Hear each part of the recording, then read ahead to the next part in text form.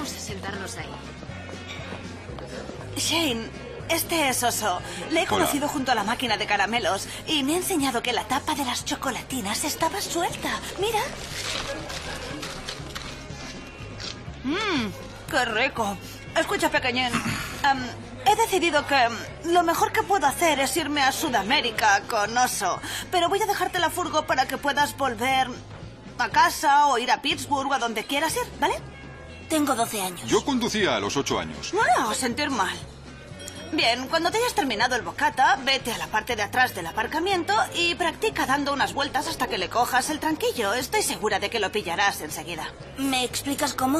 Lo siento, voy justo de tiempo. Sí, va muy justo de tiempo y... ya sabes, me hace este favor, así que... si dice vamos, yo tengo que ir. Y he dicho vamos hace media hora, así que espabila, tempes fugit. ¡Qué guay! Hablas griego, cómo mola. Es latín.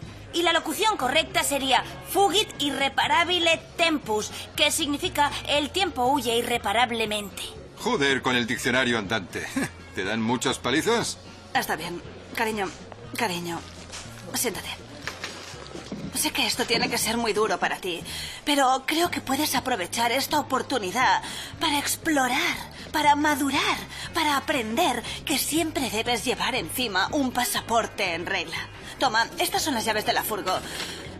Y aquí tienes unos $13 en monedas que he liberado de la máquina de tampones del servicio.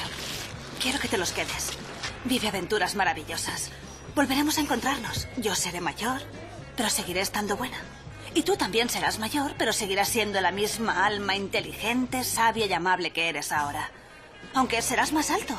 Y creo que harás cosas muy interesantes con tu vello facial. Estoy segura. ¿De acuerdo, cariño? Un abrazo. Un abrazo. ¿Vale?